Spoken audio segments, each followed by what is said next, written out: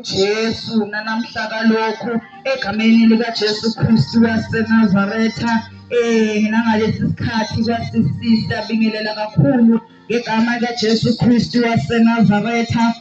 Singezile ngokubi seshilo ubaba washo nosisa, sizile ngokubi, silethe indaba ezimnandi zikaJesu Kristu, silethe indaba ezikhululanayo, silethe indaba ezisusana ebugqileni bukaSathane.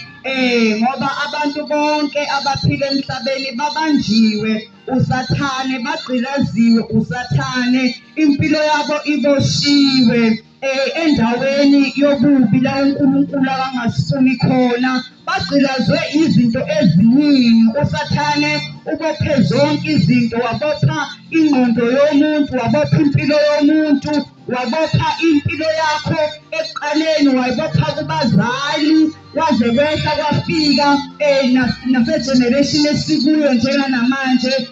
Into eyenzakalayo esikhathini esiphila kuso, uSathane usebenza kule level ephezulu ukuthi wonke umuntu ophilayo emhlabeni, wonke umuntu okhona emhlabeni sengathi ngangazana nalo Jesu, ngoba kunempi phakathi kaNkulunkulu noJesu Kristu esizomemezela ngaye namhlanje. Kunempi ethi uNkulunkulu esimkholwayo, uNkulunkulu lophilayo omile ngoJesu Kristu nangomoya oyingcwele, akadingeki ukubaziwe ngoba uSathane uyazi ukuba abantu mabazi ngalo nkulunkulu ukhona ukukhululeka abazokuthola. uSathane uyazi ukuba abantu mabazi ngalo nkulunkulu ukhona izinto eziqhabukayo.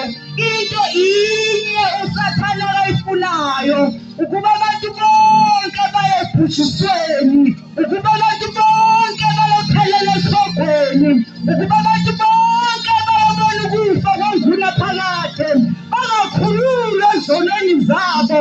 NangoJesu okhululayo uzokhulula namhlanje impilo yakho ukuba iyezulwini, iyophila nokuphila.